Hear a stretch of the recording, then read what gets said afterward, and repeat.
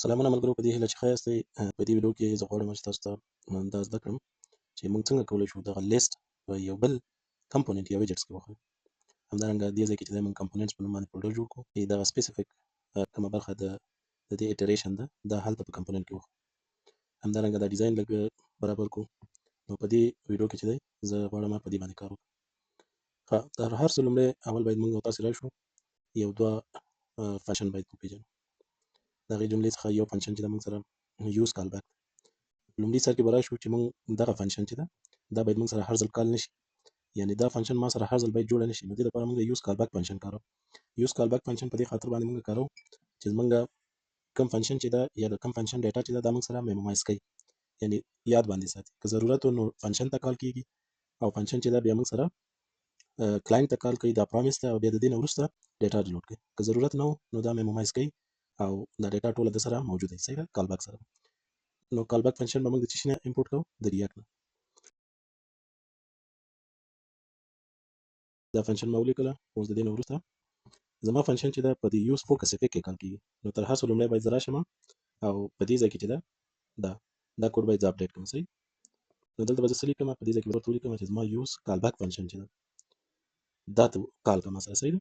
نو دا به لومړي ځل دپاره چې کوي، دا به دا فنکشن کال کوي. که ډیټا ورسره وه نو ډیټا به راواخلي او بیا به یې دلته ځان سره وساتي. صحیح ده. که ډیټا چېرته ورسره نه وه نو دا به لوډ فنکشن کال کړي، ډیټا به یو ځل راواخلي، دوباره بیا دې فنکشن جوړولو یا کال کولو ته ضرورت نشته، میمومایز کوي. صحیح ده. نو د دې نه وروسته زه راځم او ورته وایم چې لوډ سټوډنټس. نو دا فنکشن زه کال کوم. صحیح ده. نو یوز کال بیک فنکشن چې ده دا موږ څخه ډیپینډنسیز غواړي. نو تاسې به راشئ دلته به ډیپینډنسي لیست به ورته ډیفاین کړئ چې ما سره دا تشې رای ده. صحیح ده. او د دې نه وروسته به راشئ دا به ثبت کړئ. تاسو ته ښکاري چې ما سره کوم ایرر مخې ته رانغی. نو اوس د دې نه وروسته موږ سره یو بل ویجټس دی د ریاکټ نیټیو، هغې ته موږ فلټ لیست وایو. فلټ لیست د څه لپاره کارېږي؟ فلټ لیست چې دی دا موږ سره د لارج ډیټا لپاره کارېږي. لارج ډیټا په دې معنی که موږ غواړو چې پروډکټس لیست وښیو نو موږ فلټ لیست کاروو. سټوډنټ لیست ښیو نو موږ فلټ لیست باید وکاروو. صحیح ده. یعنې دې کوډ ته ما ضرورت نشته دی، په دې خاطر ما پرېښوده که چېرته تاسې دې څخه استفاده کوئ. صحیح ده. نو زه به دلته راشم او ورته ولیکم چې فلټ لیست. فلټ لیست چې دی موږ څخه څو اټریبیوټس غواړي. د هغې د جملې څخه لومړی چې دی موږ سره ډیټا ده، یعنې د دې فلټ لیست ډیټا به ما سره چی. صحیح ده. کومه ډیټا به ما څخه اخلي؟ نو تاسو ته ښکاري چې دلته موږ سټوډنټس ایریا چې وه دا میپ کوله، ایټریشن هم ورکړه. نو په سمپل انداز باندې به راشئ، تاسو ورته ووایئ چې زما ډیټا چې ده سټوډنټس کې پرته ده. صحیح ده. سټوډنټس ایریا کې دا هم چې کله ولیکله بیا به د دې نه وروسته راشئ او ورته به ووایئ چې زما کی ایکسټراکټور چې دی. صحیح ده. لکه دا سیم ټو سیم دغه کی آی ډي غوندې دی. صحیح شو. نو دا کی ایکسټراکټور چې دی ما سره دا فنکشن به زه ورته کال کوم. صحیح شو. نو په دې فنکشن کې به زه ورته څه ووایم چې زما آی چې دی. صحیح ده. دا آی چې دی دا ما ته ایټریټ کړه. د دې آی نه چې راواخله آی ډي راواخله. پام دی. ګوره ډیټا چې ده دا ایټریټ شوه کی ایکسټراکټور ته، او د دې نه وروسته ما سره چې راواخیسته آی ډي راواخیسته. هوبهو دلته لکه څرنګه چې ما په دې ځای کې کوو. صحیح ده. اوس به دې نه وروسته زه راشم دا ما سره سټرینګ اخلي. صحیح ده. دا خپل آی ډي چې ده دا به زه ټو سټرینګ ته کنورټ کړم. ټو سټرینګ فنکشن. نو دا چې زه کله دې ته کنورټ کړم نو ګوره دا ایرر ما سره د کی ایکسټراکټور ختم شو. صحیح ده. اوس د دې نه وروسته چې دی یو بل اټریبیوټ دا لري چې د هغې نوم دی موږ سره رینډر ایټم په نوم باندې. دلته به خپل ایټمز چې کوم دي که نه، لکه دا سټوډنټس ایریا ده ما سره، نو د دې ایټمز چې دي دا به زه دلته ولیکم ورته. صحیح ده. رینډر کېږي به ما سره ښکاره کېږي. نو دا به زه څه لیکم په دې شکل باندې. بیا په دې ځای کې چې دی زه به خپل کمپوننټ ورته کال کړم. صحیح ده. په دې ځای کې به زه ورته ولیکم چې ایټم ډاټ نیم. ګوره چې زه دا سیو کړم تاسو ته ښکاري چې دلته ما سره رحیم باور چې دی پورته سر کې راغله. صحیح شو. نو زه به راشم دا سټایل به دې ځای نه کاپي کړم او دې ځای کې به یې ولیکم.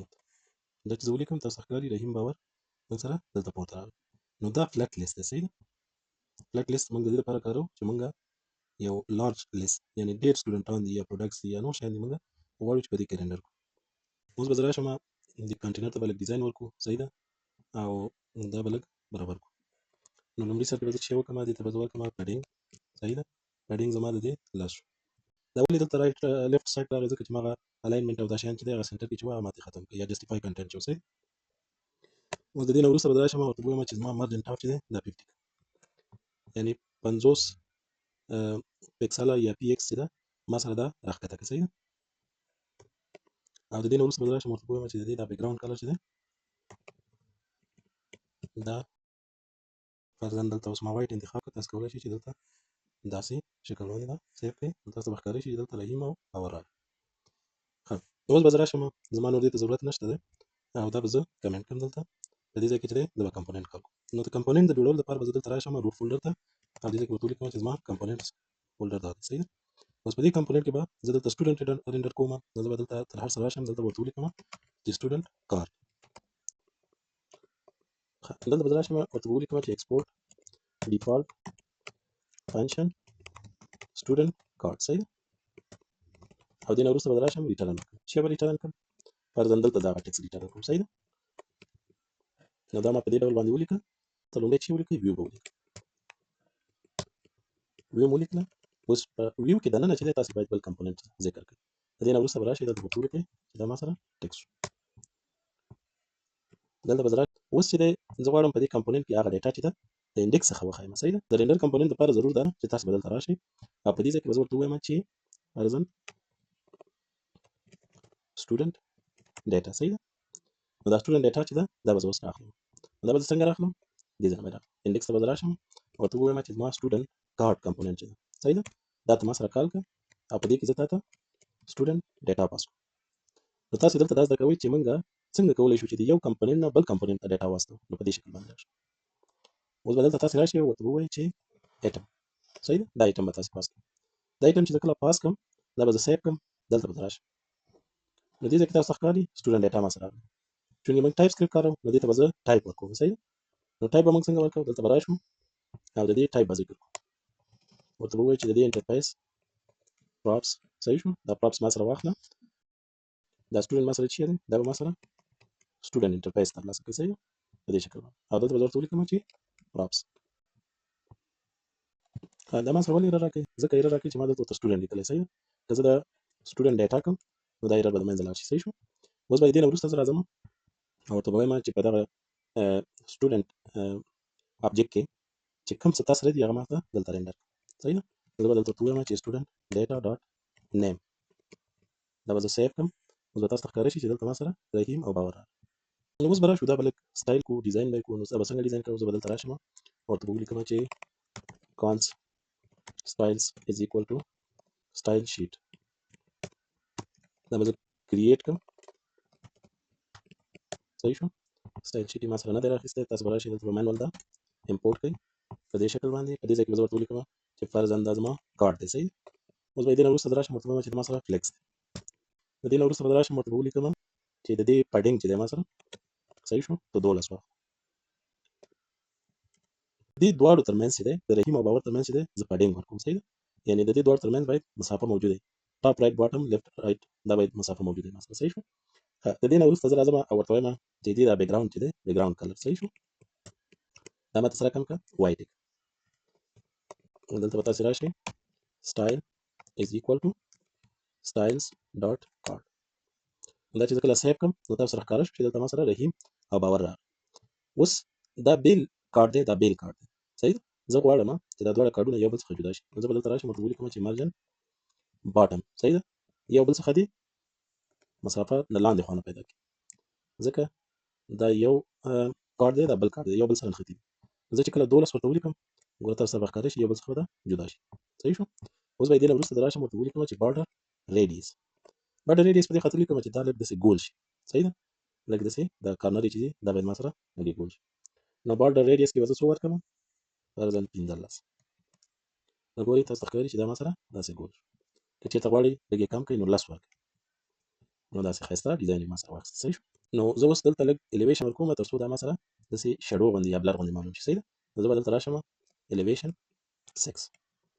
نو چې شپږ ورکړم تاسو ته ښکاري چې د یو بل څخه لږ معمولي غوندې شډو یا بلر غوندې شو. صحیح شو.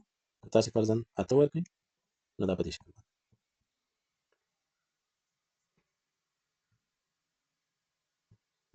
اوس د دې نه وروسته زه راځم دغه ټکسټ ته چې دی لږ سټایل ورکوم. دلته به زه راشم سټایل از ایکوال ټو اوس په دې ځای کې زه ټکسټ سټایل ولیکم. صحیح. دلته به ورته ولیکم چې ټکسټ دا ټکسټ به ما سره د دې فنټ سایز ورته دغه کوم اندازه کوم. فنټ سایز دې ما سره فرضاً 15 شي. صحیح ده. او د دې نه وروسته ورته وایم چې فنټ ویټ یې ما سره بولډ. او دا ټیکست دی دا ستایلز دلته وتلی ستایلز ډاټ ټیکست. تاسو ته ښکاري چې دا ما سره رحیم او باور دلته راواخیست. اوس راځم په همدې شکل باندې فادر نیم دلته ورته ایج لیکم. ګورئ تاسو سره رحیم کریم همدارنګه که تاسو غواړئ چې دلته ورته مخامخ دا هر څه ولیکئ چې یاره دا څه شی دی نو نیم فاصله ورکړئ نو تاسو به دلته راښکاره شي چې دا نیم دی یا دې ځای کې ورته داسې پراپر نوم ورکړئ سټوډنټ نیم دلته راشئ سټوډنټ فادر نیم او دې ځای کې ورته ولیکئ چې سټوډنټ ایج نو داسې پراپر لیست تاسو سره ښکاره شو.